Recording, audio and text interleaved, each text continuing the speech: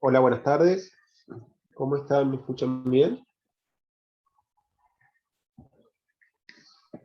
Hola, sí se escucha bien. Hola, Micaela, buenas tardes. Dale.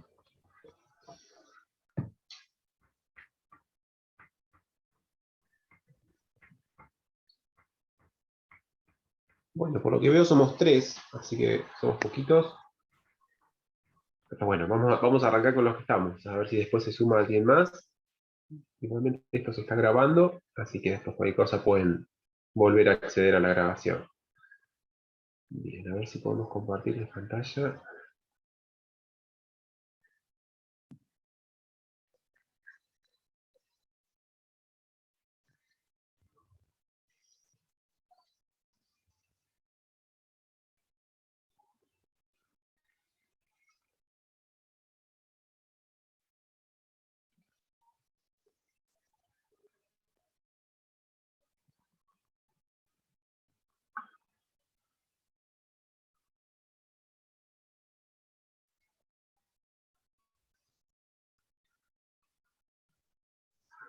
Bueno, ahí están pudiendo ver el PowerPoint.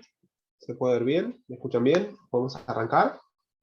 Sí, sí, se ve perfecto. Genial. Bueno, hoy nos toca ver un tema de la unidad 8, ¿sí? Que es el tema de indivisión hereditaria. ¿Sí? Entonces, bueno, como me gusta organizarlo a mí, vamos a hacer primero vamos a ubicarnos en tiempo y espacio dónde estamos parados para ver este tema en materia sucesoria y ahí vamos a ir profundizando dentro de este instituto. ¿Sí? Cualquier cosita me van diciendo. No sé si los chicos me están escuchando bien, creo que tienen los micrófonos silenciados, pero o si no, me avisan y se puede ver, si se puede escuchar bien, si no, cualquier cosita me van diciendo y modificamos algo. Yo creo que ahí está funcionando bien.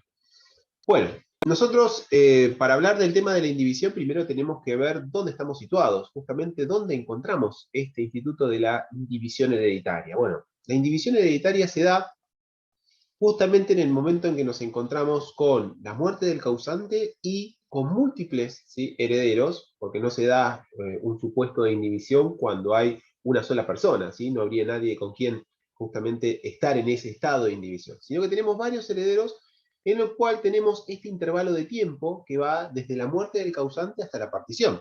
Y justamente en este intervalo de tiempo es en el cual nosotros tenemos que ver qué es lo que pasa, ¿sí? Y resolver los problemas que puedan llegar a plantearse entre estos herederos, ¿sí? ¿Respecto de qué? Respecto de la casa, el dinero, los autos, toda esa masa hereditaria. Justamente entonces nos encontramos en este estado de indivisión, ¿por qué? Porque desde el momento mismo de la muerte del causante, ustedes saben que opera la transmisión sucesoria, esa ficción legal a partir de la cual, sin intervalo de tiempo alguno, ¿sí?, automáticamente opera esa transmisión respecto de las personas que son llamadas a esa herencia, ¿sí?, respecto de los herederos.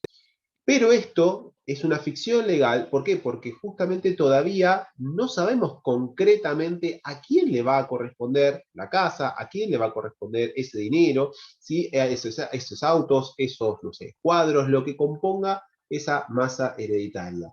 Con lo cual nos encontramos justamente en esta situación. Si bien les corresponde a todos estos herederos, de acuerdo obviamente a su participación, a su porción hereditaria, en realidad todavía no sabemos concretamente cuál de esos bienes le va a corresponder individualmente a cada uno de ellos hasta que lo podamos concretar en la partición, ¿sí?, que es el último estado dentro del proceso judicial, del proceso sucesorio, en el cual hacemos la adjudicación concreta de alguno o alguno de esos bienes determinados a las personas, los herederos que han sido convocados a esa herencia. Durante todo ese intervalo de tiempo, desde la muerte del causante hasta la partición, nos encontramos con esta situación en la cual los herederos saben que les corresponden parte de esos bienes, saben que les corresponden tal vez en qué porcentaje, en qué porción, pero todavía, ¿sí?, no está determinado qué bienes individualmente le corresponden a cada uno de ellos. Y toda esa masa entonces de esos bienes, esa casa, acá yo les puse la casa, las monedas de oro, el dinero, les corresponde, ¿sí?, integra ese fondo, ¿sí?, integra esta masa común, integra este estado, esta situación de indivisión en la que se encuentran esos bienes hasta que efectivamente se logre la partición. Por eso se habla de indivisión hereditaria. Y acá es donde, juntamente con esta indivisión hereditaria, entendemos, o sea, tenemos que analizar uno de los temas que nos toca ver hoy, que es este periodo de tiempo que abarca la administración de los bienes de la sucesión. ¿Por qué? Porque estos bienes que están en este estado de indivisión, en el cual todavía no sabemos concretamente cuál es el que le corresponde a cada uno de ellos, aunque todos saben que tienen una participación y en su totalidad les corresponde a todos ellos, tenemos que justamente ver cómo se administra. ¿Por qué? Porque entre la muerte del causante y la partición puede pasar muchísimo tiempo o puede pasar poco tiempo. Depende, ¿sí?, de digamos, la participación que tengan los herederos a los fines de lograr llevar esta partición, los conflictos que pueda haber entre ellos, o incluso su misma intención de no llevar, ¿sí?, de no arribar a una partición, porque tal vez estando en este estado de indivisión se llevan bien y pueden gestionar los bienes. Justamente esto es lo que tenemos que tratar de empezar a entender, qué es lo que pasa con esos bienes, con esa masa hereditaria, durante este periodo de tiempo de indivisión hereditaria, que va entonces desde la muerte del causante y hasta la partición. Ese periodo de tiempo de indivisión, ¿sí?, es lo que tenemos que resolver, cómo se administran, cómo se gestionan estos bienes para evitar conflictos y de esta manera que incluso estos bienes puedan generar los frutos, generar los beneficios que puedan llegar a producir e incluso también evitar que estos bienes desaparezcan, que estos bienes se deterioren y lograr de esta manera llegar a la mejor forma posible hacia la partición. Esta administración de los bienes puede ser una administración judicial, ¿sí?, una administración con una persona que ha sido designada por el juez para que cumpla efectivamente esa función de administrador de esa masa de bienes hereditarios durante este periodo de indivisión hereditaria, que va desde la muerte del causante y hasta la partición. Pero puede ser que no haya sido designado un administrador judicial, ¿sí?, y que tengamos entonces que resolverlo a través de una administración extrajudicial, que es el tema puntual que nos toca ver hoy, ¿sí? A nosotros puntualmente nos toca ver el tema de cómo se administran estos bienes, ¿sí?, qué es lo que pasa con estos bienes de una manera extrajudicial, en los casos entonces en los que no tenemos un administrador judicial designado, ¿sí? Es decir, que esta administración extrajudicial va a operar siempre y cuando no tengamos un administrador que haya sido designado judicialmente. Con lo cual, esta, digamos, suerte de excepción a la regla es lo que opera en la mayoría de las situaciones, ¿sí? Porque la designación de un administrador judicial se realiza en aquellos casos en los cuales hay mayores conflictos, en aquellos casos en los cuales tal vez tengamos acreedores en los que plantean la necesidad de una designación de un administrador, o en otras circunstancias, pero en la mayoría de las, digamos, de las situaciones de sucesiones comunes, sucesiones en las cuales no hay demasiada cuantía involucrada, o no hay demasiados conflictos entre los herederos, o no hay acreedores interesados, la administración se va a realizar y se va a llevar adelante de una forma extrajudicial. Pero pueden darse las dos situaciones. Hoy vamos a analizar la administración extrajudicial y entiendo que la clase que viene, si todo sale bien, vamos a ver un poco de la administración judicial, ¿sí?, cuando tenemos designado una persona para cumplir judicialmente ese rol. La indivisión hereditaria, entonces, más allá del grafiquito, que era para que a ustedes les resulte un poco más cómodo ubicarse en donde estamos parados en relación a este tema, la indivisión hereditaria entonces se va a dar cuando tenemos varios herederos. No hay posibilidad de una comunidad hereditaria, de una situación, de un estado de indivisión si tenemos un solo heredero, ¿sí? No habría nadie con quien estar frente a esa indivisión, sino que directamente sería ese heredero el que le corresponderían todos los bienes, y de esta manera entonces no encontraríamos sentido a una situación de indivisión. Varios herederos entonces tenemos que tienen los derechos de igual naturaleza, ¿sí?, derechos hereditarios sobre un mismo bien o un conjunto de bienes, sobre la herencia. Esto es lo que conforma la indivisión hereditaria. Varios herederos que, si bien puede ser que tengan diferentes proporciones en su derecho, son todos herederos al fin de esa persona y por lo tanto sobre esa masa hereditaria tienen, ¿sí?, igualdad de derechos, ya sea sobre un único bien o sobre muchos bienes, dependiendo de qué integre esa masa hereditaria, esa herencia. Y todavía entonces no estamos en una división material de las partes de esa herencia, ¿sí? No estamos, todavía no hemos alcanzado la etapa de la partición, la etapa de la adjudicación concreta de un bien o un conjunto de bienes determinados de esa herencia a una persona. Si ya estuviéramos en esa etapa, estaríamos superada, ¿sí? Este periodo habríamos superado este periodo de indivisión y por lo tanto ya no tendría sentido.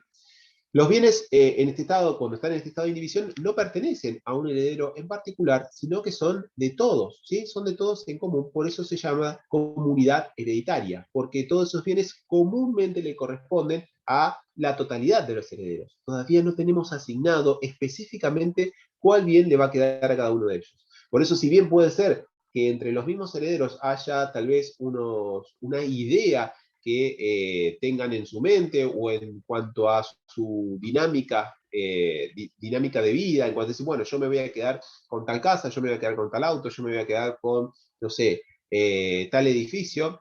Sí, eso puede ser bárbaro en la idea, en el pensamiento que cada uno de ellos tenga. Sin embargo, hasta que no se logre efectivizar esto, en realidad todos esos bienes les corresponden a todos los herederos, en proporción a justamente su parte de la herencia, en proporción a su interés que tienen y a cómo han sido llamados a esa herencia.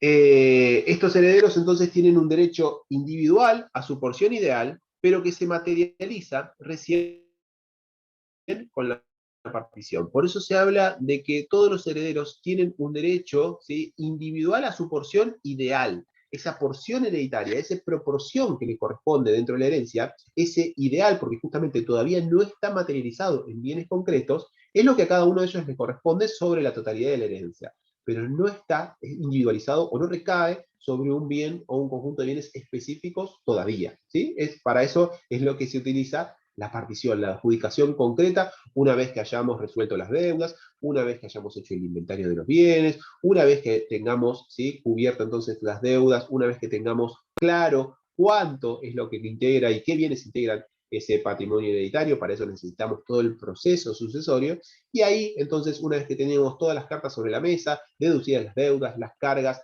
y aquello que tenga que abonarse por parte de justamente los herederos en materia sucesoria, a partir de ahí podremos entonces efectivizar la partición dentro de este proceso particionario. Por esto entonces la indivisión hereditaria es muy importante y tienen que tener ustedes bien en claro qué periodo abarca, que este periodo de tiempo puede ser, como les decía al principio, puede ser un periodo muy corto o puede ser un periodo tremendamente largo, ¿sí?, dentro del cual van a estar estos bienes. Con lo cual ustedes tienen que saber qué reglas van a utilizar y qué reglas van a regir a esta comunidad hereditaria en este periodo de tiempo. ¿Qué caracteres presenta la comunidad hereditaria?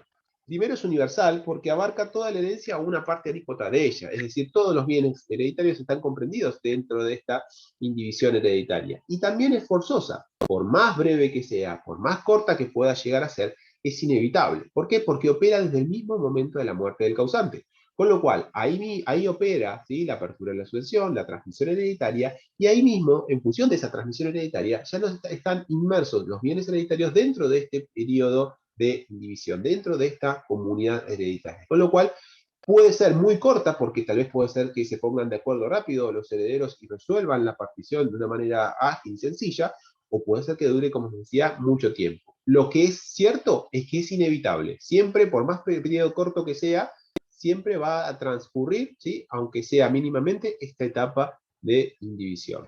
Y es transitoria, porque tiene un fin. Esta etapa no dura eternamente, aunque hay muchos casos en los cuales se extiende por mucho tiempo, porque se puede finalizar en cualquier momento a partir de la, justamente, partición. Cuando los herederos logran entonces la partición hereditaria, de esa manera queda por finalizado este periodo, esta etapa de indivisión. Como les decía, tenemos que concentrarnos hoy en ver cómo administramos esos bienes que están en este estado, ¿sí?, que están en esta situación de comunidad hereditaria, que están en este periodo de indivisión. ¿Vamos hasta acá? ¿Se entiende dónde estamos ubicados? Esto era lo que, digamos, ubicarnos en tiempo y espacio desde el punto de vista temporal, justamente referidos a dónde nos encontramos dentro del proceso sucesorio, dónde nos encontramos, ¿sí?, dentro de esta situación de la masa hereditaria, de los bienes hereditarios. ¿Se entiende hasta acá? Si no se entendió esto, no me van a poder entender lo demás. Así que espero que hayan entendido. Igualmente no es específicamente el tema de hoy, esto ustedes ya lo vienen trabajando desde antes, pero vamos a refrescarlo un poquito de esta manera. ¿Están ahí? ¿Se escucha bien? ¿Me están escuchando? Sí, profe, se entendió y se está escuchando. Bien, genial, bien, genial. Hoy tengo algunas cosas para escucharlos a ustedes también, ¿eh? Así que van a tener que activar los micrófonos. Ahora vamos a hacer un par de preguntas. En el 23, ¿sí? En el 2323 del Código Civil y Comercial, nos habla de la aplicabilidad en cuanto a esta cuestión de la administración extrajudicial. Y dice que las disposiciones de este título se aplican en toda sucesión en las que hay más de un heredero, desde la muerte del causante hasta la partición, si no hay administrador designado. Esto es importante para que ustedes puedan, tal vez es un artículo sencillo, pero es importante que podamos desglosarlo para entender qué requisitos y qué aspectos son necesarios para que opere esta administración extrajudicial.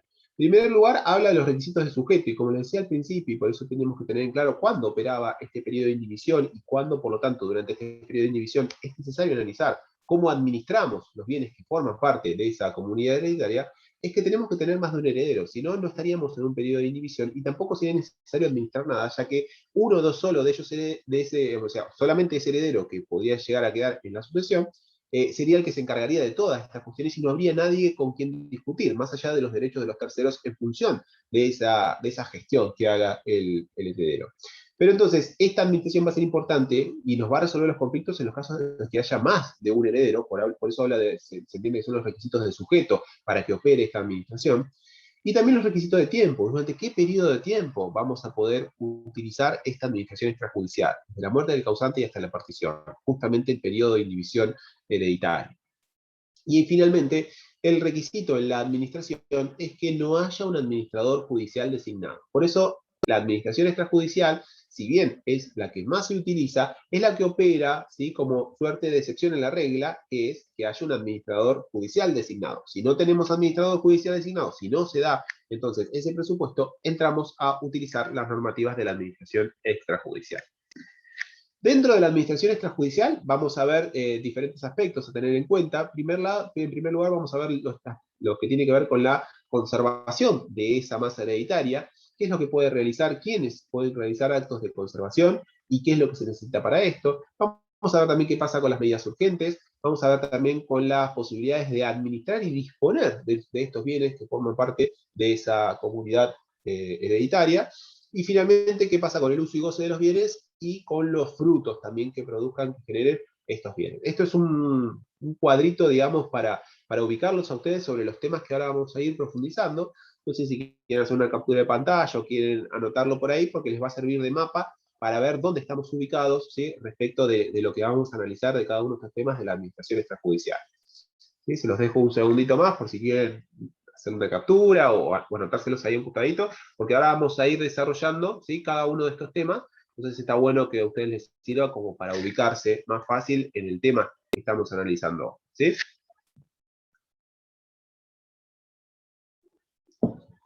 Buenazo, profe, ahí está. Bien, genial.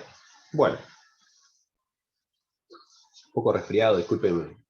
Estoy con algún pañuelito cerca. Bien, vamos a analizar un poco entonces el tema de la conservación. ¿Qué es esto de la conservación? Bueno, justamente tiene que ver con los actos que se van a poder llevar a cabo respecto justamente de los bienes hereditarios, a los fines de evitar de que estos bienes se deterioren, ¿sí?, estos bienes perezcan o se degraden. No implica de ninguna manera una disminución en el contenido de ese caudal hereditario, de esa masa hereditaria, sino que lo que estamos tratando de hacer ahora con estos actos de conservación es justamente mantenerlos, evitar que pierdan valor, sin afectar, ¿sí?, el contenido de esa masa hereditaria. No estamos tratando de quitar bienes, ¿sí?, o disminuir los bienes que forman parte de esa herencia, sino que estamos tratando de hacer con estos actos de conservación es justamente mantenerlos, preservarlos, cuidarlos. Puede ejecutarlo, y este tipo de acto de conservación, en función de esta finalidad que tienen, ¿sí?, como no estamos hablando de una disminución, sino que justamente tenemos a cuidar estos bienes que forman parte de esa masa hereditaria que está en este periodo de tiempo que les dije al principio, los puede realizar cualquier heredero, ¿sí? Estamos entonces hablando de una administración que puede realizar cualquier heredero, justamente en los casos de administración extrajudicial. No tenemos, entonces, acuérdense del requisito o el presupuesto en cuanto a la administración que vimos desde el 23-23, no tenemos un administrador judicial designado. Con lo cual, acá, frente a la posibilidad de decir, bueno, a ver, con la casa que tenemos dentro de esta masa hereditaria, que se me está viniendo abajo, se me están descascarando las paredes, no está perdiendo la pintura, resulta que se le están haciendo nido a las palomas. ¿Qué podemos hacer? ¿Podemos conservarlo? ¿Podemos mantener el valor de esta casa? Sí, justamente estos actos de conservación los puede realizar cualquiera de los herederos, ¿sí? Y no necesita ni siquiera el consentimiento de los demás. Lo puede realizar cualquiera de los herederos por su propia voluntad, sin necesidad de siquiera ponerlos en aviso. Este tipo de actos se entiende que no admiten demora a los fines justamente de conservarlo. No estamos hablando de ninguna manera de disminuir, ¿sí? No es que yo estoy queriendo vender tal vez una pintura que tiene la casa, no es que estoy queriendo, no sé, vender no sé, una decoración de oro que tiene la casa o ese tipo de cosas que impliquen una disminución de valor, sino simplemente conservarlo. Y para esto incluso puede utilizar fondos indivisos de esa sucesión o exigir la contribución de los coherederos para pagar los gastos que esto implica. Es decir, que si en esta, por ejemplo, en una sucesión nosotros tenemos una casita y tenemos que en el banco hay, no sé, 100.000 pesos depositados en una cuenta que está a nombre del causante, podemos utilizar, ¿sí?, de esos fondos lo necesario para conservar, en este caso, la casa, ponerle la pintura, arreglar el techo, ¿sí?, cuidar o gestionar un jardinero para que vaya a realizar un corte mensual a los fines de preservar, mantener el valor y evitar que se deteriore, en este caso, el inmueble, o en su caso puede ser exigido entonces que los demás herederos contribuyan, pongan un poco de su propio dinero a los fines de lograr de esta manera conservar, realizar este tipo de actos. Pero lo importante en relación a estos actos es que lo puede realizar cualquiera de ellos y ni siquiera necesita tener el aval de los demás. El costo, ¿sí?, en definitiva, de este tipo de arreglos, de este tipo de cuidados, los va a soportar la comunidad. Es decir, puede ser que lo ponga algún heredero de su propio bolsillo, o puede ser que le pida que los demás herederos contribuyan, pero cuando se terminen de hacer las cuentas, esos gastos que implicaron la conservación de la casa van a ser disminuidos respecto de los fondos mismos de la comunidad. Es decir, va a ser la misma sucesión la que va a cubrir esos gastos que tuvieron que pagarse a los fines de conservar el bien. En este sentido, el 2324, ¿qué dice? Habla de que cualquiera de los herederos puede tomar las medidas necesarias para la conservación de los bienes indivisos, empleando a tal fin los fondos indivisos que se encuentran en su poder. A falta de ellos, puede obligar a los coherederos a contribuir al pago de los gastos necesarios, ¿sí? Esto entonces acá tenemos reflejado lo que les decía recién, donde tenemos regulado qué es lo que pueden hacer los herederos para conservar los bienes de esa masa hereditaria durante este periodo de indivisión hereditaria. Respecto a los actos de administración y de disposición, acá ya cambia la historia, porque acá no los puede realizar cualquiera de los herederos, sino que acá, para realizar este tipo de actos, como implican efectivamente disminuir o afectar, en definitiva, los bienes que integran esa masa hereditaria, necesita la conformidad de todos los herederos, ¿sí? No cualquier heredero puede realizar por su sola voluntad un acto de administración y de disposición, sino que acá necesita la unanimidad de los herederos. La administración ordinaria abarca la conservación y la explotación del patrimonio, así como el empleo de las rentas, por ejemplo, la obtención de rentas, utilidades o productos de acuerdo con el destino económico del caudal relicto. Y por el otro lado, la disposición se refiere a aquellos que modifican el capital de un patrimonio, por ejemplo, enajenar o gravar bienes concretos de esa herencia, venta o permuta de inmuebles, hipoteca, servidumbres, usufructo, bueno, en definitiva, son actos que implican, entonces, como les decía, una afectación respecto del capital de ese patrimonio.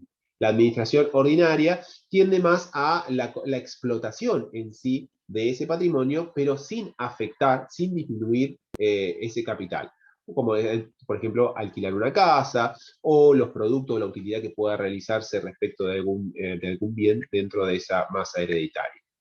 Acá les había puesto algunos ejemplos más. Lo importante de esto es que tienen que tener en cuenta y relacionar esta posibilidad que tienen los herederos con el artículo 2321, inciso G, que habla de una extensión de la responsabilidad en forma ilimitada respecto de los acreedores del causante cuando el heredero lleva adelante algunos de este tipo de actos, ¿sí? Por ejemplo, un acto de disposición, por ejemplo, la venta de un bien, o incluso, no sé, establecer un usufructo o una hipoteca sobre uno de los inmuebles, afectando, ¿sí? Afectando los derechos de los demás. Salvo, obviamente, que ese acto sea conveniente y el precio obtenido ingrese a la masa, ¿sí? Si esto es conveniente a la sucesión en sí, bueno, entonces en ese caso no será pasible de esta extensión de la responsabilidad, de esta sanción que establece la ley para el heredero que lleva a cabo este tipo de actos sin tener, ¿sí?, conocimiento por parte de los demás. Entiendo que ustedes vieron lo de la responsabilidad y los principios en cuanto a la responsabilidad de los herederos y las excepciones en cuanto a justamente la extensión de esta responsabilidad, con lo cual entonces acá tienen que tener en cuenta, ¿sí?, cómo puede llegar a operar esta situación si no cumple efectivamente con este requisito de unanimidad para llevar a cabo estos actos de disposición, ¿sí? Por ejemplo, la venta de algún bien o de algunos de los bienes que forman parte de esa herencia. Recordemos, ¿sí?, como pauta general para tener en cuenta frente a esta situación, que la regla general durante este periodo de indivisión hereditaria es la inenajenabilidad. Es decir, el principio fundamental que tenemos que tener en cuenta durante el periodo de indivisión hereditaria es de tratar de mantener los bienes que forman parte de esa masa hereditaria y discutir la distribución al momento de la partición. Si por alguna circunstancia, ¿sí?, durante este periodo de indivisión hereditaria haya que disponer de alguno de estos bienes, necesitamos indefectiblemente la unanimidad de los herederos. Si no cumplimos con esta unanimidad, la ley nos sanciona, ¿sí?, con una extensión incluso de la responsabilidad frente a haber cometido este tipo de actos, salvo que, obviamente, esa venta sea conveniente y el precio ingrese a la masa. No sé, por ejemplo, resulta que tengo un cuadro dentro de la casa que forma parte de la sucesión, ¿sí? Y este cuadro es un cuadro valioso y resulta que hoy por hoy el artista del cuadro está en súper moda y resulta que se dispararon los precios de estos cuadros. Los herederos entonces pueden decir, bueno, nos ponemos de acuerdo y vendemos este cuadro ahora, ingresamos, eso es lo que obtenemos de ese patrimonio, lo ingresamos, lo depositamos en una cuenta y después lo distribuimos, porque la época puede ser buena para poder realizar esa venta, y si esperamos hasta que nos pongamos todos de acuerdo para ver cómo distribuimos el resto de los bienes, tal vez baje de valor, ¿sí? Entonces, puede ser que se pongan de acuerdo los herederos y realicen este tipo de actos, entonces con la unanimidad de todos ellos podrían llevarlo adelante. Y por otro lado, puede ser que alguno de los herederos sea el que se da cuenta, percibe esta situación y dice, bueno, ahora es lo más conveniente, obtengo la plata, todavía tal vez el resto no sabe, pero como obtengo esta plata, acredito, justifico y lo deposito, ¿sí? Lo deposito en una cuenta, en la cuenta judicial, incluso puede ser de la sucesión, a los fines de que todos estén sabiendo de esta situación, yo no toqué nada de ese dinero y no comprometo mi responsabilidad, ¿sí? Entonces ahí hay que analizar situaciones en particular teniendo en cuenta justamente esta idea. ¿Por qué? Porque vuelvo a la regla general. La regla general, lo que se pensó, lo que el legislador ha pensado al analizar este periodo de indivisión hereditaria, es que los bienes se mantengan dentro de esa masa hereditaria y se distribuyan en la partición. Si no es posible por alguna circunstancia particular, entonces avanzar de esta manera, tenemos otras salidas, otros caminos para tomar. Pero la regla, la idea principal durante este periodo de indivisión hereditaria, durante este periodo de administración que nosotros tenemos que ver, es que no salgan bienes de esa masa hereditaria, sino que se distribuyan en función de lo que los herederos entiendan y los herederos se pongan de acuerdo al momento de la partición, o en su caso que haga una partición el mismo juez. Si no se logra el acuerdo de todos los herederos y hay peligro de perjudicar el interés común, el juez, en su caso, puede autorizar el acto determinado. Si no los herederos no se ponen de acuerdo y resulta que, por ejemplo, este heredero justifica y le acredita al juez la conveniencia de vender determinado bien en este momento y no tener que esperar hacia el final, hacia la partición, hacia la realización de los demás bienes, entonces el juez podría, si ve la conveniencia de este acto, autorizarlo, pese a no tener la unanimidad de los herederos, ¿sí? Entonces ahí hay que requerirle una autorización al juez para que se manifieste sobre esto y brinde la autorización correspondiente. Esta unanimidad, ¿sí?, que exige la norma, en la cual todos los herederos se pongan de acuerdo para realizar este tipo de actos, también se puede conseguir a través de un mandato, ¿sí? El mandato entonces habilita a que los herederos puedan manifestar a través de ese mandato su voluntad respecto de ese acto que está queriendo realizar alguno de los herederos. Para esto hay que tener en cuenta cómo tiene que ser ese mandato, ¿sí? Y en este sentido la ley regula cómo tiene que ser ese mandato dependiendo del tipo de acto que se vaya a llevar adelante. Acá estamos hablando de actos, por un lado, de administración, que la administración ordinaria, acuérdense que es aquella en la cual gestiono los bienes, ¿sí? Por el ejemplo más sencillo es, por ejemplo, alquilar una casa, pero no estoy disminuyendo de ninguna manera el capital. En tanto por diferencia de la disposición, en que la disposición justamente sí, ahí sí, la diferencia que tiene con la administración ordinaria es que la disposición lo que hago es enajenar, ¿sí? Disponer, vender de esos bienes y estoy de esta manera quitando, ¿sí? Bienes de esa masa hereditaria, tal vez por conveniencia, incluso porque quiero liquidarlos y tener un monto líquido para poder distribuir, pero en definitiva estoy quitando capital sobre esa masa hereditaria. Este mandato, que puede, entonces, como decía, que puede obtenerse para lograr la unanimidad necesaria respecto de los herederos y llevar adelante este tipo de acto, va a variar dependiendo de qué acto estemos analizando. Puede ser un mandato tácito en los casos en que sean un mandato tácito general para los casos de administración, o puede ser un mandato expreso, ¿sí? Que el mandato expreso puede ser un mandato expreso de tipo general para los actos de administración, pero para los actos, ¿sí? Que excedan la normal explotación de los bienes indivisos, o para los casos de contrataciones y renovaciones de locaciones, ahí se necesita un mandato especial con facultades expresas para llevar a cabo ese acto. El mandato tácito, acuérdense, esto simplemente se los estoy refiriendo, entiendo que ustedes lo saben, pero por lo menos para recordarlo, se daría en el supuesto en el cual algún heredero asume la administración, los demás herederos saben, conocen de ese accionar por parte del heredero que está asumiendo esas funciones, y no se oponen, ¿sí? Eso es claramente un mandato tácito, conocen, saben lo que está realizando, las acciones de administración que está realizando uno de los herederos, y sin embargo no dicen nada, callan. Frente a esa situación, se entiende entonces que hay un mandato tácito y operaría para los actos de administración. Por ejemplo, entonces, si uno de los herederos alquila la casa, los demás saben, ¿sí? Que el heredero está alquilando la casa, que forma parte de esa masa sucesoria, y no dicen nada, se admite entonces a través de un mandato tácito en cuanto a ese acto de administración. Distinto para el caso, ¿sí? En los cuales lo que quiera realizarse es un acto de enajenación. En estos casos, bueno, acá les traje una norma para que ustedes después la puedan analizar, si tienen alguna duda sobre esto, se rige por las reglas del contrato de mandato, que ustedes ya lo han visto, el 1319 y siguientes, si no, repásenlo, en cuanto a las reglas generales que aplican en los casos de tanto un mandato tácito como un mandato expreso para los casos de administración, ¿sí? Porque se admiten mandatos generales de cualquiera de esas dos formas. Distinto para el caso, entonces, por ejemplo, de enajenación, en el cual requiere, ¿sí? Un mandato expreso con facultades expresas para llevar adelante ese tipo de acto. Por la importancia que tiene el acto, por cómo afecta entonces a esa masa de bienes, se requiere un mandato expreso. El mandato tácito, es decir, el silencio tal vez de los demás herederos frente al acto que está llevando a cabo uno de ellos, no alcanza para lograr esa unanimidad necesaria, no alcanza, ¿sí? Para avalar y justificar ese accionar por parte del heredero. Y si no alcanza, ¿sí? Y no tiene el mandato suficiente, acuérdense la sanción que establece la ley en cuanto a la extensión de responsabilidad, salvo que el precio que haya obtenido por esa enajenación ingrese a la masa y sea beneficioso para la masa hereditaria, para la sucesión en sí.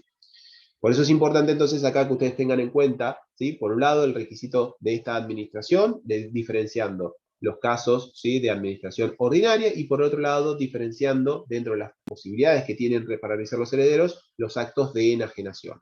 ¿Qué requisitos son necesarios para llevar adelante estos actos? La unanimidad y cómo puede ser obtenido, ¿sí? En la administración ordinaria puede ser obtenido a través de un mandato incluso tácito, pero para los actos de enajenación se necesita consentimiento expreso directamente por los herederos, o puede ser a través de un mandato, pero un mandato expreso con facultades especiales para llevar adelante ese acto. Si esto no se logra, está sancionado, ¿sí? Por la ley en cuanto a esa actitud que puede haber llevado adelante el heredero. Y finalmente, ¿por qué se exige este tipo de facultades especiales para la contratación y renovación de locaciones? ¿Sí? En este caso, ¿sí?, se exigen facultades especiales, la ley exige facultades especiales por la posibilidad de dificultar la partición al restringir la posibilidad del heredero adjudicatario. Si bien es un acto de administración, la contratación y renovación de locaciones, y pareciera ser que podría encuadrarse en un acto de administración ordinaria en general, la ley exige en estos casos mandato expreso por lo que puede llegar a afectar, ¿sí?, en cuanto a la distribución y la libertad de distribución de esos bienes con posterioridad, ¿sí? Es decir, porque la contratación de una locación sobre un inmueble que en definitiva tal vez no va a integrar digamos, la hijuela o la cuenta particionaria de ese heredero que está llevando a cabo ese acto y está afectando en definitiva a otro, es necesario que los demás entonces tengan conocimiento de esto para que después no puedan patalear por el hecho de tener un inquilino dentro del inmueble que les va a resultar adjudicado, ¿sí? Entonces, por eso la ley exige para ese tipo de actos, que si bien son actos de administración ordinaria, por la implicancia que tiene y por lo que podría llegar a afectar a futuro, ¿sí?, la posibilidad de una partición, es que se requieren facultades expresas con un mandato expreso para llevar adelante ese acto. ¿Dónde encontramos regulado todo esto y todo este cuadrito que no se me ocurrió a mí, ¿sí?, sino que es una idea, una forma tal vez más dinámica de poder ver lo que establece la ley en este artículo 23-25? A ver si alguno lo lee, lo tenemos ahí regulado.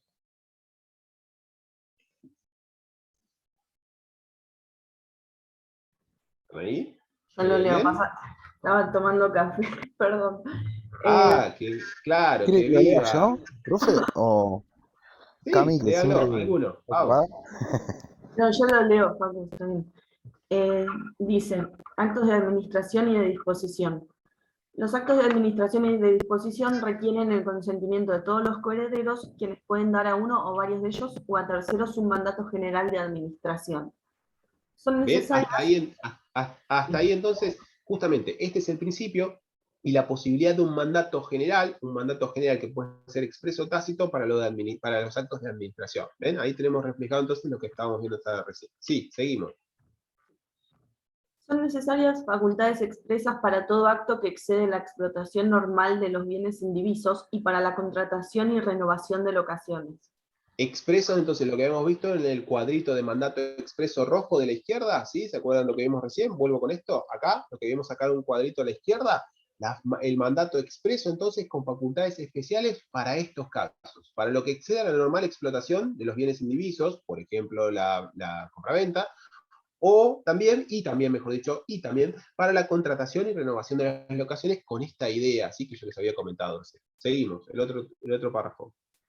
Si uno de los coherederos toma a su cargo la administración con conocimiento de los otros y sin oposición de ellos, se considera que hay un mandato tácito para los actos de administración que no requieren facultades expresas en los términos del párrafo anterior. Y acá está regulado específicamente la forma del mandato tácito, ¿sí?, con posibilidad en qué supuesto se daría y con la limitación, entonces, que tenemos respecto al párrafo anterior. Con la limitación, entonces, que el mandato tácito, por eso vuelvo al cuadro, el mandato tácito opera para los actos generales de administración. No así opera la posibilidad de un mandato tácito para los actos que requieren un mandato especial, ¿sí? Con lo cual, entonces, tenemos la posibilidad de mandato tácito para los actos generales de administración. Por eso ven que ahí cuando yo les pongo mandato en cuanto a la forma, fíjense que expreso y tácito dan las mismas posibilidades, ¿sí?, con estos cuadritos naranjas que tienen ahí. Mandato puede ser mandato expreso, tácito, generales para los actos de administración. Y se rigen por las normas del contrato de mandato del 1319.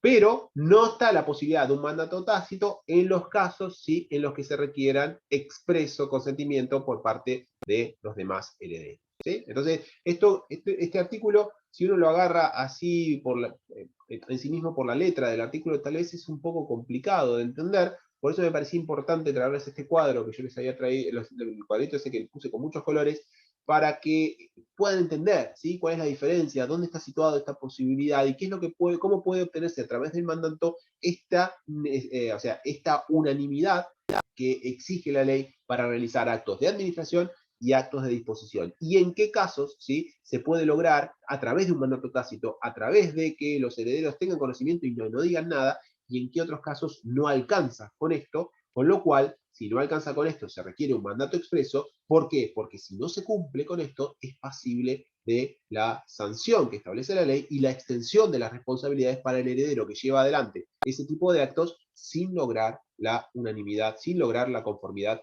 de los demás herederos. ¿Sí? Por eso es importante, y me parecía que estaba bueno esto para que ustedes puedan entender un poco cómo operaba esta posibilidad del mandato.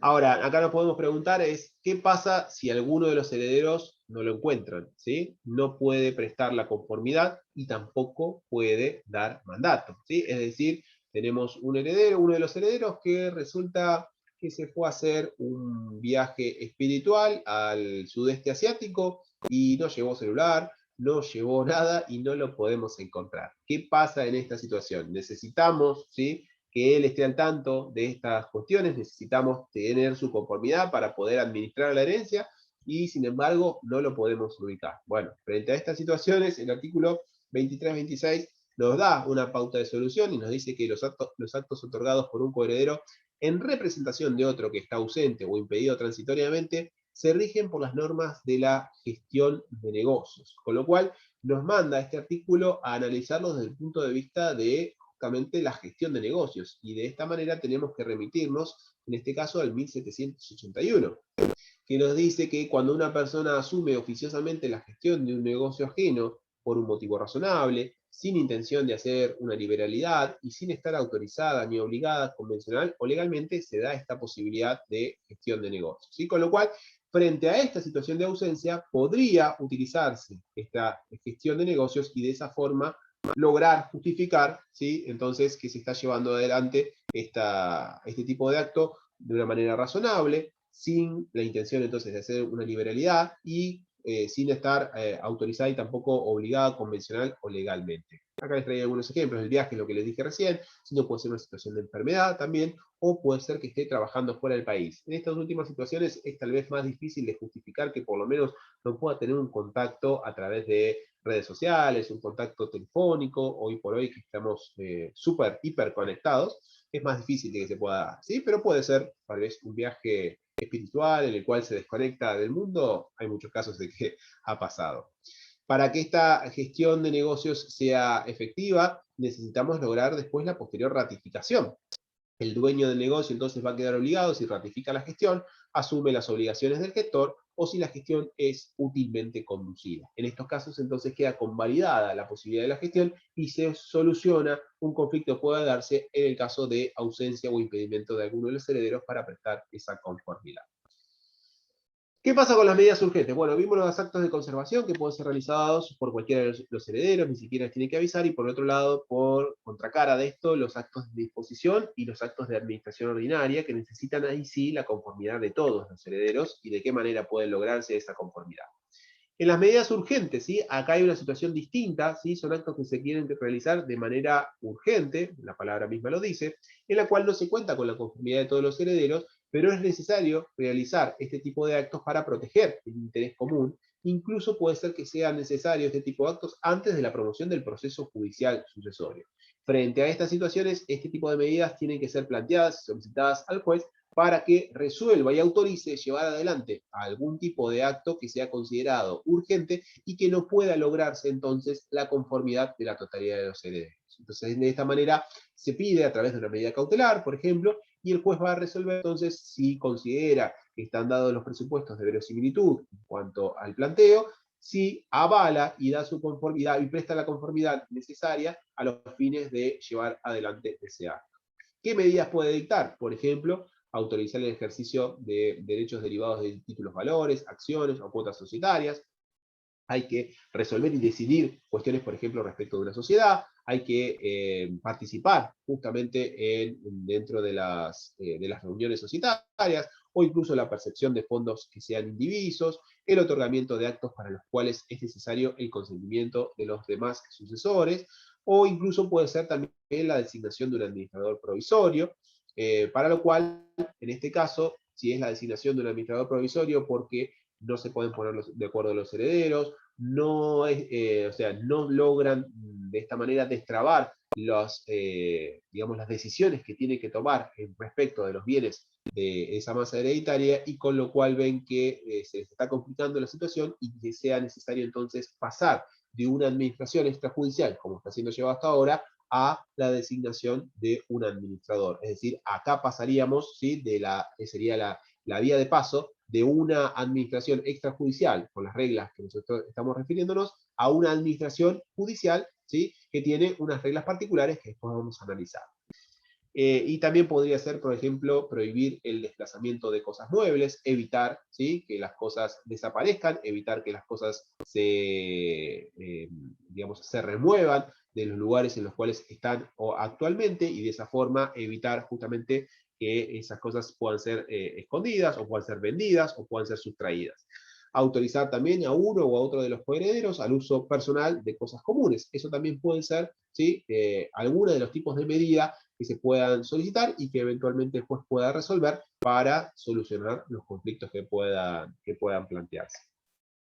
Esto es meramente enunciativo, ¿sí? No es, ahora lo vamos a ver desde el artículo, no abarca todos los supuestos o las posibilidades que puedan darse, porque esto depende del caso concreto de qué tipos de medidas puedan ser necesarias para, o bien, ¿sí?, administrar alguno de esos bienes y no lograr, porque no se logra la unanimidad, la conformidad de todos los herederos, o bien pueden ser actos tendientes a realizar adelante algún acto de disposición, o bien pueden ser también actos en los cuales sean necesarios resolver conflictos que puedan generarse entre los herederos, y de esa manera entonces lograr avanzar sobre la situación. Por ejemplo, el tema de percibir fondos, y dónde van a estar destinados esos fondos, y dónde se van a depositar, quién lo va a percibir, de qué manera, o tal vez la participación en alguna sociedad, y que tenga que justamente ver si tienen que percibir algún dividendo, si tienen que participar dentro de alguna de las reuniones societarias, decidir, ¿sí?, aspectos ligados dependiendo de la cantidad de acciones que tenga, decidir aspectos ligados al funcionamiento y el desarrollo de esa sociedad. Bueno, en definitiva, son situaciones que puedan darse en cuanto al el propio caudal económico que forme parte de esa comunidad. Acá tenemos el 23-27. A ver si alguno lo lee para ver si estábamos orientados en lo que dijimos recién. Sí, lo leo. Dice, medidas urgentes. Aún antes de la apertura del proceso judicial sucesorio, a pedido de un coheredero, el juez puede ordenar todas las medidas urgentes que requiere el interés común, entre ellas, autorizar el ejercicio de derechos derivados de títulos, valores, acciones o cuotas societarias, la percepción de fondos indivisos, o el otorgamiento de actos para los cuales es necesario el consentimiento de los demás sucesores, si la negativa de estos pone en peligro el interés común. Asimismo, puede designar un administrador provisorio, prohibir el desplazamiento de cosas muebles y atribuir a uno u otro de los coherederos el uso personal de estas.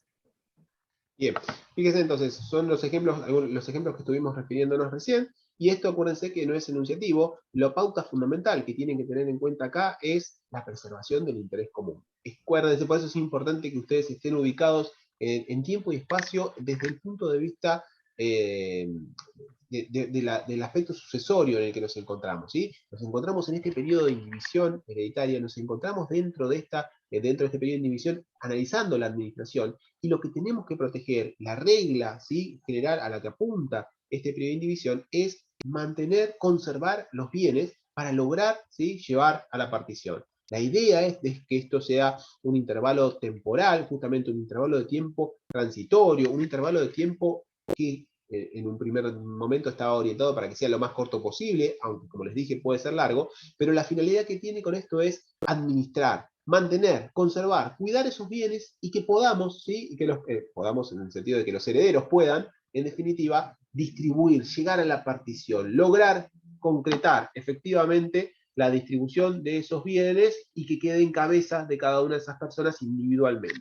Esa sería, digamos, la regla, o sea, la idea de esta etapa de indivisión. Por eso las medidas que pueden ser solicitadas urgentes tienden a esa finalidad, conservar el interés común de todos esos herederos y conservar entonces de esta manera esa masa hereditaria.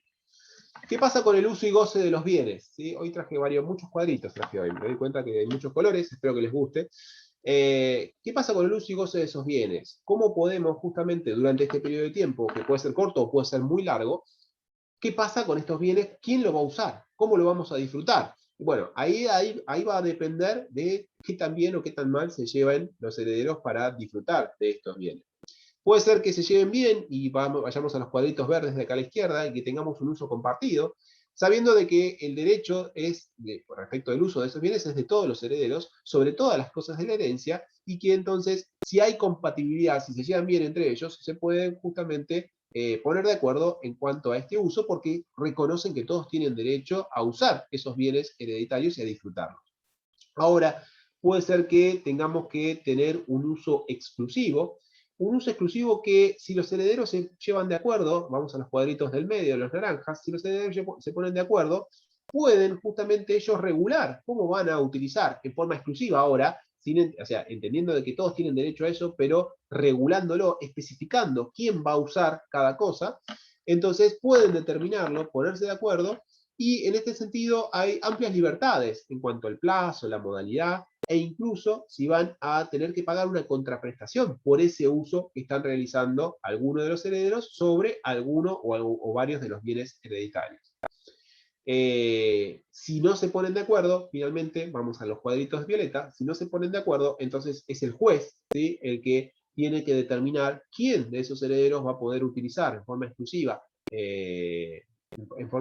ese bien o esos conjuntos de bienes, justamente porque los herederos entonces no se pudieron poner de acuerdo y no pudieron respetar y reconocer que todos tienen derecho sobre esto y distribuirlo o dividirlo el uso entre lo que ellos consideran pertinente. En uno y otro caso, ya sea en cuanto a este uso exclusivo, que se pongan de acuerdo o que lo designe el juez, siempre está la posibilidad de que aquel que se ve privado del uso de ese bien pueda reclamar una compensación en dinero respecto justamente de aquel que lo tiene atribuido, aquel que lo puede utilizar en forma exclusiva. Esto es el famoso canon locativo o canon de alquiler compensatorio, que es, digamos, que va a ser obligatorio de pago, que va a tener que asumirlo la persona o el heredero, en este caso, que tiene el uso exclusivo de ese bien, pero desde que se le reclama. Es decir, que está la posibilidad de que no haya un reclamo de esa contraprestación, de ese canon locativo, con lo cual, entonces, nuestro sistema entiende de que si no hay un reclamo por esa contraprestación, el uso que hace exclusivo el heredero sobre ese bien o ese conjunto de bienes es a título gratuito. ¿Sí? Entonces, en cuanto al uso de los bienes, hay que tener en cuenta fundamentalmente que es un derecho de todos los herederos, que es un derecho que tienen compartido, que estamos justamente en este periodo de indivisión en el cual todos los bienes hereditarios forman parte de esa comunidad hereditaria y todavía no sabemos, y tampoco saben los herederos, no saben qué bienes le van a quedar individualmente a cada uno de ellos cuando lleguemos a la partición. Como todos tienen derecho en proporción a su participación dentro de la sucesión, pero todos tienen derecho en definitiva sobre todos los bienes de esa masa hereditaria, tienen la posibilidad de usarlo en forma compartida. Si lo usan en forma compartida, todos pueden utilizar todos los bienes de esa masa hereditaria. Si no es posible esto y requiere un uso exclusivo, pueden ponerse de acuerdo y decir, bueno, tal vez, por ejemplo, dos herederos se encuentran con que hay dos casas dentro de la sucesión y decir, bueno, a ver, pongámonos de acuerdo, uno usa uno, el otro usa la otra casa. Pero si tal vez dicen, no, pero la casa que uno de los herederos dice, no, la casa que querés que yo use no es la que yo quiero, sino que yo quiero la otra, y no nos podemos poner de acuerdo, entonces el juez va a resolver qué uso exclusivo va a realizar tal heredero sobre tal casa, ¿sí? Entonces el juez va a dirimir ese conflicto. Y a partir de eso puede ser que tal vez las casas tengan diferentes precios, ¿sí? Tengan diferentes valores. Con lo cual, puede ser que el que tenga menos valor y que esté utilizando una casa de menos valor, le exija una contraprestación, le exija que el otro pague una diferencia respecto de esa utilización y eso va a formar parte de este canon locativo que va a poder, entonces, que va a ser exigible desde que se solicita. ¿Sí? La ley no presume entonces que el uso exclusivo implica el pago de un canon locativo, sino que debe ser requerido específicamente para que esto empiece a jugar y empiece a ser exigible ese canon. El 2328 entonces habla de esta situación, dice que el heredero puede usar y disfrutar de la cosa indivisa conforme a su destino, en la medida compatible con el derecho de los otros copartícipes. Si no hay acuerdo entre los interesados, el ejercicio de este derecho debe ser regulado de manera provisional por el juez. El copartícipe que usa privativamente de la cosa indivisa está obligado, excepto pacto en contrario, a satisfacer una indemnización desde que le es requerida, ¿sí? Entonces, si bien pesa sobre él la obligación recién se va a materializar a partir de que exista el requerimiento de ese canon locativo, ¿sí? de esa compensación por el uso exclusivo que está haciendo alguno de los herederos. Con relación a los frutos, bueno, los frutos de los bienes indivisos acrecen a la indivisión, excepto que medie una partición provisional, ¿sí? La regla general, esto no es ni más ni menos que la regla general de que los frutos naturales y civiles aumentan siempre a la herencia. ¿Para qué? Para que sean liquidados y partidos junto con ella, ¿sí? Es decir, lo que incrementa respecto de ese bien va a formar parte de esa misma herencia, y esto va a llegar al momento de la partición. Cada uno de los herederos tiene derecho a los beneficios y soporta las pérdidas proporcionalmente a su parte indivisa. Esta regla general que se aplica en cuanto a que lo accesorio sigue la suerte de lo principal, con lo cual los frutos siguen la suerte entonces de los bienes que forman parte de esa herencia, tiene que ver con la aplicación concreta de este principio de accesoriedad que estuvimos refiriéndonos y a mantener la igualdad entre los herederos, porque justamente en la medida que estos bienes incrementan su valor a partir de la incorporación de los frutos, lo vamos a poder distribuir equitativamente al momento de llegar a la partición. De esta manera, entonces, preservamos la igualdad. ¿Por qué? Porque todos esos bienes se incrementan y incrementan su valor para todos los herederos, ¿sí? Por eso esto no es ni más ni menos que la aplicación del principio general de accesoriedad y de la igualdad entre los herederos.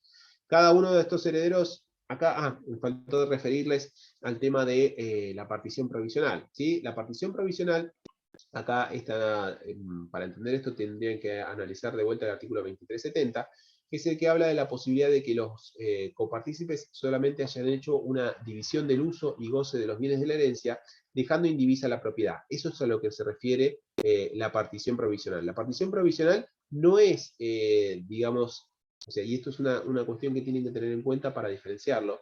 La partición provisional no es una partición parcial, ¿sí? Entonces, tienen que tener en cuenta, la partición provisional se refiere a la posibilidad de lo que estuvimos refiriéndonos en los cuadros anteriores, ¿sí? La posibilidad de resolver y acordar, ¿sí? Y ponernos de acuerdo sobre el uso y goce de los bienes. Eso tiene que ver con una partición provisional. Determinar quién va a quedar, quién va a usar esos bienes sin que esto implique resolver en definitiva la partición, sin que esto implique resolver en definitiva quién va a ser el titular de esos bienes cuando lleguemos a la partición. A eso es a lo que se refiere la partición provisional. Por eso dice, si nosotros hacemos una partición provisional, si nosotros nos ponemos de acuerdo en cuanto a la división del uso y goce de los bienes de la herencia, quien tenga el uso y goce de esos bienes va a ser el beneficiario con los frutos de esos bienes, ¿sí? Por eso opera como una excepción a la regla general de que los frutos, ¿sí? Como son accesorios de lo principal, justamente incrementan lo principal.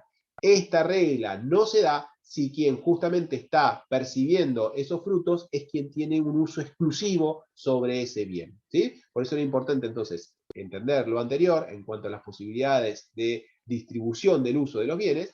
Y esta, entonces, partición provisional refiere a esa situación. El 2370, cuando habla de partición provisional, refiere a esto. La división del uso y goce de los bienes de la herencia, dejando indivisa la propiedad, ¿sí? La propiedad en sí no está tocada, sino que lo que nosotros acordamos a través de una partición provisional es cómo usamos de esos bienes.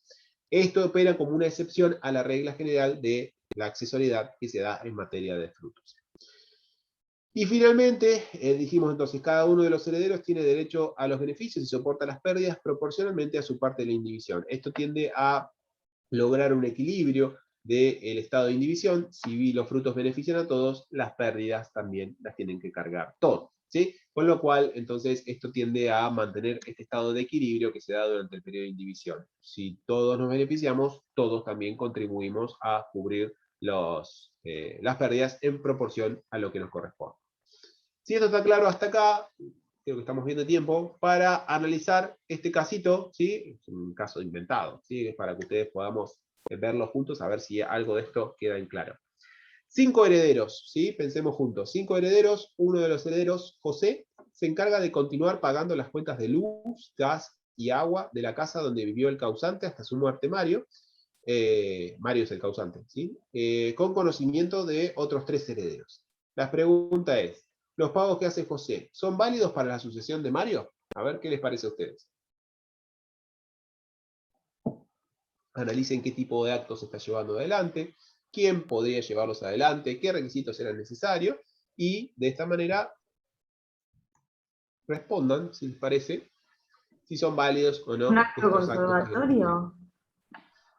A ver, ¿cómo no te escuché? ¿Me ¿Un acto repetís, por favor? conservatorio? Sí, un acto conservatorio. Ajá, y entonces, ¿qué te parece en función de los actos conservatorios? ¿Son actos conservatorios los pagos de luz, gas y agua? Correcto, bien. ¿Son válidos entonces los pagos que hizo José para la sucesión o con relación a la sucesión de Mario? Sí, son válidos. ¿Por qué? Bueno, tanto no. Para mí es un Ah, mero acto de administración, profe. No es un acto de a ver, conservación.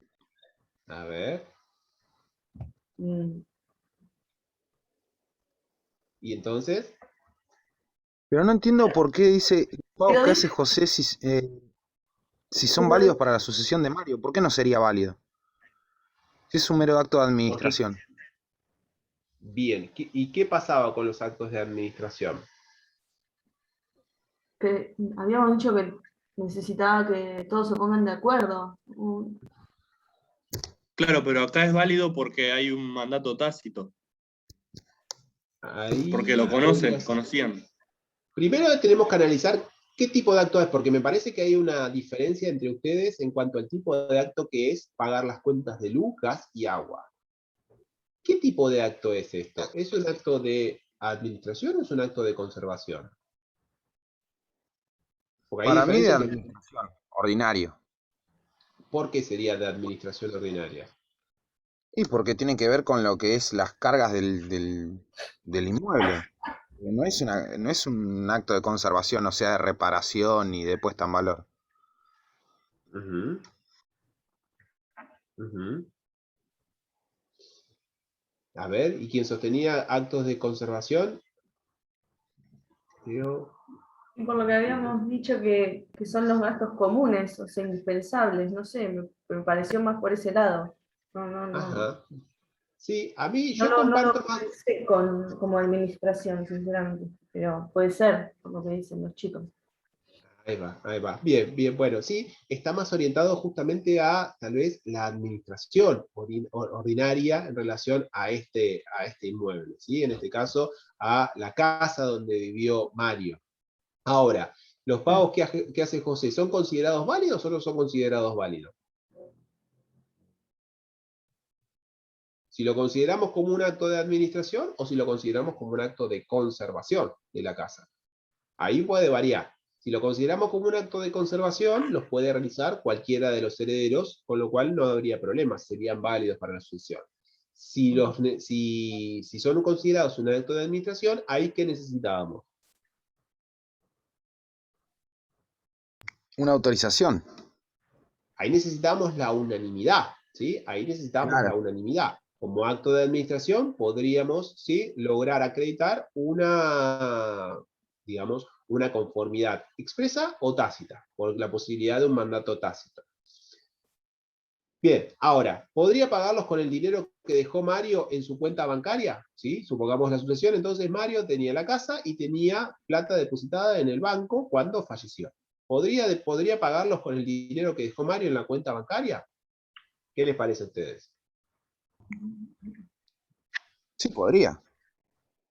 ¿Podría? ¿Por qué? Hay un artículo que específicamente habla sobre que los bienes de la sucesión, que conforman la sucesión, tienen que ser para el pago eh, bueno, de estas cargas del inmueble o que tienen que ir al pago de alquileres, si mal no recuerdo. No me acuerdo bien ahora el artículo, pero había uno específicamente que hablaba que los bienes de la sucesión se pueden disponer para el pago de obligaciones ordinarias del inmueble. Bien, bien, sí, exactamente, que lo estuvimos viendo. Si lo consideramos como un acto de conservación, ¿sí? En ese sentido, entonces, podría tranquilamente, de acuerdo a lo que vos referiste, este artículo, podría tranquilamente cubrirlo con el dinero que está dentro, ¿sí? De esa, por ejemplo, de esa cuenta bancaria que dejó Mario y que forma parte también ese dinero de la masa hereditaria. Como si lo consideramos de esa manera, como un acto de conservación y puede realizarlo cualquiera de los herederos, también puede disponer de estos fondos para poder pagarlo. Si no, ¿sí? Podría exigirle a los demás herederos que contribuyan al pago de estos gastos porque justamente los consideramos gastos de conservación. ¿Sí? Si los consideramos también gastos de administración ordinaria, también podría implicar de la misma manera que sea cubierto porque pasan a formar parte también de gastos necesarios para la conservación, entonces, de este caso, de la administración, en este caso, de ese bien. Ahora, si José, o sea, la otra pregunta, ¿podría José alquilar la casa donde vivió, en este caso Mario, el causante, hasta su muerte, y cobrar el dinero que se obtiene si cuenta con la autorización de otros 3 de los herederos? ¿Qué les parece a ustedes? En materia de canon locativo, ¿se alcanzaba el mandato tácito o no alcanzaba? No, acá requiere facultades expresas. Facultades expresas. Bien, y para poder realizar entonces este tipo de acto, que en este caso sí, claramente es un acto de administración, el alquiler de una casa. Acá, no, acá me parece que hay menos dudas respecto de lo anterior. El alquiler de una casa es un acto de administración. ¿Qué se necesitaba para poder llevar adelante un acto de administración? La En unanimidad cuanto, de la una, unanimidad de la bien, conformidad de los otros herederos. bien. ¿Y si tengo la autorización de 3 de los herederos, alcanza?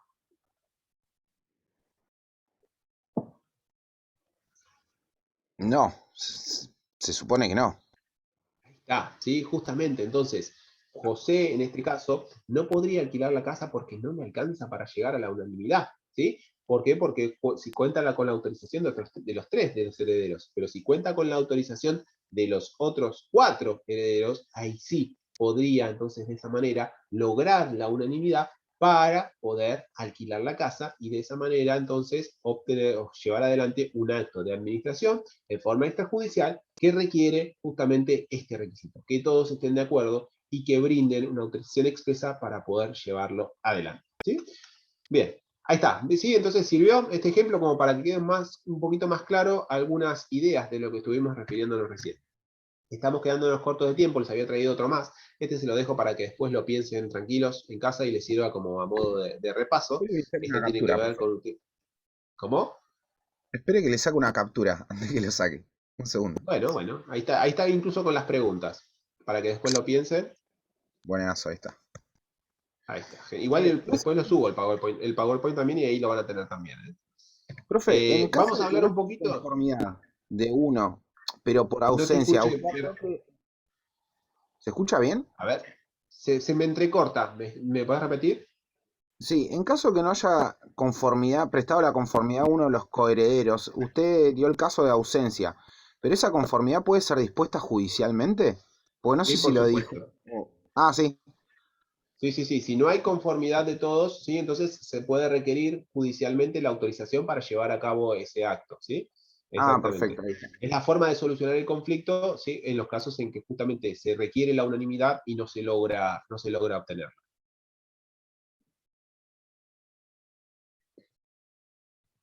¿Quedó claro? Bien. Vamos a hablar un poquito de otro de los temas que teníamos previstos para hoy. Estamos cortos de tiempo, pero bueno. La posibilidad de una indivisión forzosa. ¿Sí? La posibilidad de la indivisión forzosa se puede dar desde 4 puntos de vista distintos. Puede ser, esta indivisión forzosa puede ser impuesta por el causante, puede ser acordada por los mismos herederos, puede ser impuesta por el cónyuge supérstite o puede ser impuesta por uno de estos herederos. Estas indivisiones forzosas van a tener sentido cuando la partición inmediata es negativa o es contraproducente para la masa hereditaria y se tiende tal vez también a proteger a las sociedades familiares, lo que esto temporalmente implica vulnerar de alguna manera las legítimas de los herederos forzosos. ¿Por qué? Porque mantiene este periodo de indivisión por determinado tiempo. Es decir, este periodo de indivisión hereditaria, que en principio podríamos extenderlo, como vimos en los cuadritos cuando arrancamos la clase. Desde la muerte del causante y hasta la partición, puede ser que forzadamente, por eso justamente se habla de una indivisión forzosa, puede ser que forzadamente, ¿sí?, se sostenga, se mantenga este periodo de indivisión por cierta cantidad de tiempo, que ahora vamos a analizar cuánto tiempo puede ser. ¿Por qué? Porque la partición no es conveniente o porque la ley protege, por ejemplo, en los casos de las sociedades familiares, y ahora vamos a analizar con los supuestos para que se pueda entender un poco mejor esto, y de esta manera entonces, algo que en principio los herederos podrían lograr directamente y en cualquier momento, una vez que tengamos, ¿sí?, avanzado el proceso sucesorio, podríamos lograr en cualquier momento con la partición y la atribución concreta de bienes, ¿sí?, por un cierto periodo de tiempo, temporalmente justamente, es decir, por cierta cantidad de plazo, la ley restringe esta posibilidad, limita esta posibilidad y por lo tanto afecta a los herederos legítimos en cuanto a sus legítimas, a la porción que les corresponde de la herencia, por razones fundadas, por motivos fundados que ahora vamos a analizar, ¿sí?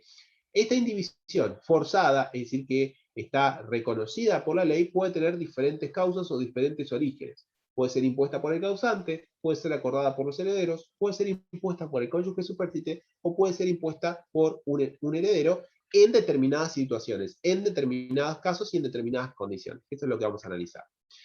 Puede ser impuesta por el causante de acuerdo a lo que establece el artículo 2330, cuando el mismo causante, ¿sí?, es decir, el mismo, en este caso, testador, el causante, a través de un testamento, impone mantener esa indivisión, incluso contra herederos legitimarios, por cierta cantidad de tiempo.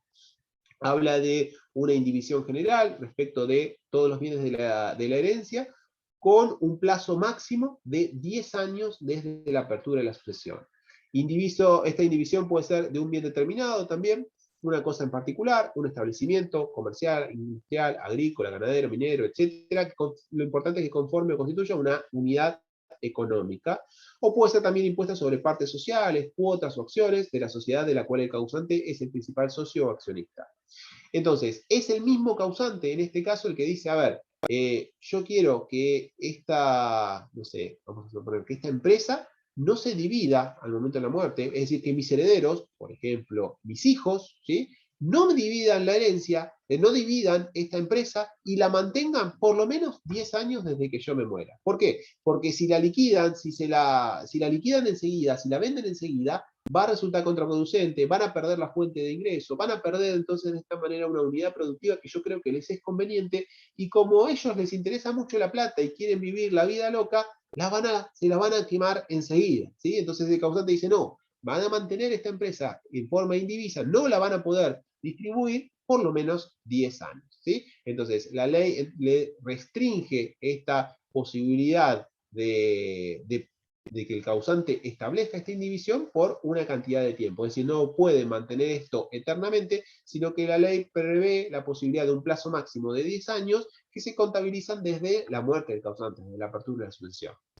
En caso, y se prevé también la posibilidad de que este plazo se extienda en los casos de que haya herederos menores de edad, con lo cual podría ser que este plazo sea más allá de los 10 años si estos herederos menores de edad, ¿sí?, no alcanzan la mayoría de edad antes, o sea, de ese periodo. Es decir, puede ser que sea, vamos a suponer, que uno de los hijos tenga 6 años y dice el heredero, bueno, hasta que mi hijo alcance la mayoría de edad, esta indivisión hereditaria, esta unidad económica se va a mantener. No lo van a poder liquidar, no lo van a poder partir, no lo van a poder vender, no lo van a poder distribuir, ¿sí? Esta sería la posibilidad de que el mismo causante prevé entonces la necesidad de mantener puede ser esta masa de bienes, puede ser que sea sobre toda la herencia, o puede ser que sea, por ejemplo, como les decía, sobre una empresa en concreto, sobre una sociedad en particular, o puede ser sobre la totalidad de la masa hereditaria. Como ve, tal vez que los herederos enseguida van a querer irse de fiesta y van a utilizar y van a derrochar todo el dinero que puedan obtener de la herencia, el mismo causante les puede establecer este supuesto de indivisión. El artículo 2330 habla de esta posibilidad de la indivisión impuesta por el mismo testador. Bueno, después lo van a leer porque estamos cortos de tiempo, si no, no vamos a llegar a ver lo demás. Lo importante de este artículo, más allá de lo que les refería recién, es que o sea, me faltó decirles, es que el juez puede autorizar la división total o parcial antes de vencer el plazo a pedido de un coheredero cuando concurren circunstancias graves o razones de manifiesta utilidad.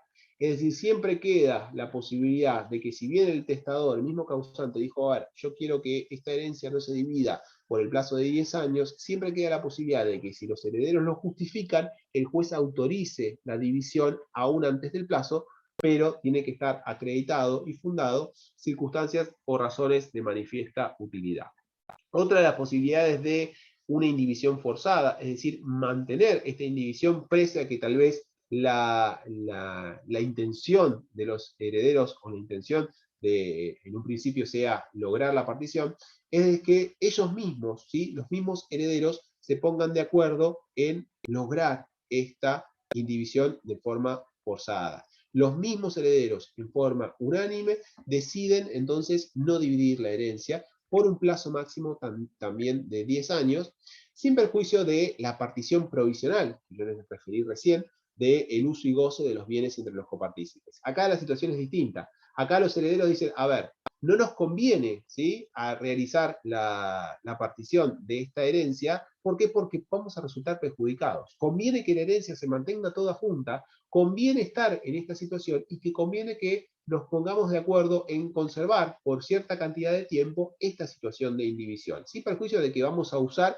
y disfrutar de los bienes y nos podemos poner de acuerdo en cómo lo vamos a hacer, en forma exclusiva, en forma compartida, eso lo podemos acordar. Pero en sí, digamos, la distribución de la titularidad, de la propiedad de esos bienes, no lo vamos a hacer y vamos a mantener este estado de indivisión. En caso de que haya herederos incapaces, se requiere que este tipo de acuerdos se homologue judicialmente para justamente preservar y conservar los derechos respecto de estos herederos incapaces, e incluso es posible renovar este pacto que puedan realizar los herederos para mantener este estado de indivisión forzosa por otro periodo igual, es decir, 10 años renovable por otros 10 años más.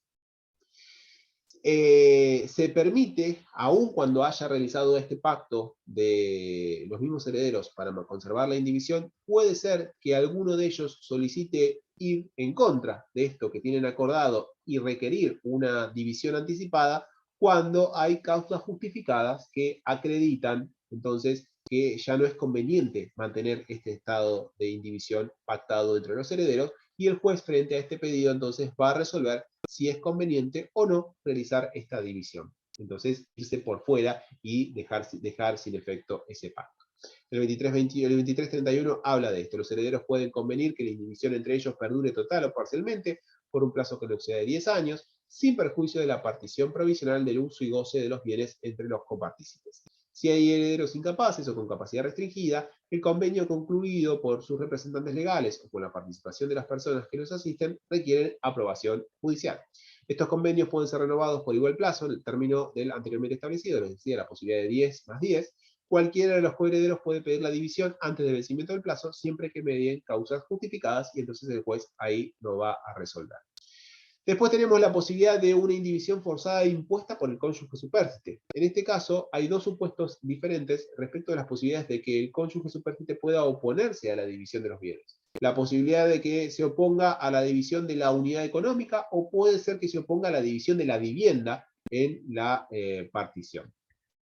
La oposición de la división a la unidad económica se refiere a establecimientos comerciales, industriales, agrícolas, ganaderos que conforman una unidad económica, y que ese cónyuge haya adquirido o constituido en todo o en parte ese establecimiento, o que también, si bien puede ser que no lo haya adquirido ni tampoco haya contribuido al establecimiento en sí, a la constitución de ese establecimiento, participa activamente en la explotación. Entonces, respecto de esa unidad económica, el cónyuge entonces puede oponerse si se dan estas condiciones.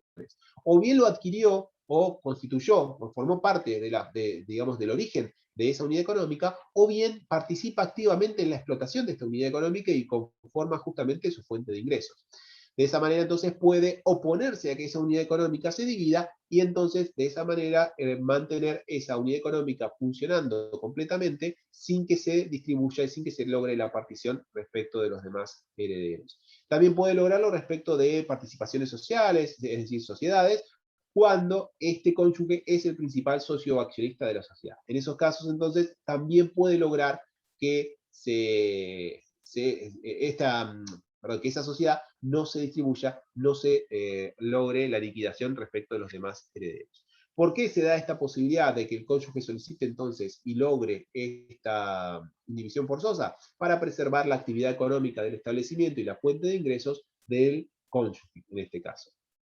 La excepción, ¿qué posibilidades hay de ir en contra de esta indivisión que pretende el cónyuge? Bueno, que los bienes que forman parte de esa pretensión del cónyuge, esa unidad económica o esa sociedad, puedan ser adjudicados directamente al cónyuge en su lote sucesorio. Es decir, si los demás herederos pueden decir, bueno, a ver, podemos desinteresar al cónyuge en el sentido de que la parte que le corresponde a ese cónyuge de la herencia sea justamente esta unidad económica, porque hay en el resto de la masa hereditaria hay bienes suficientes para poder compensar a los demás herederos, podemos entonces de esa manera, como le atribuimos a ese cónyuge la unidad económica, no es necesario que esto forme parte de una indivisión, no es necesario que esta unidad económica se mantenga en divisa, porque justamente va a ser atribuida a ese cónyuge, y de esa manera entonces no es necesario realizar esta indivisión.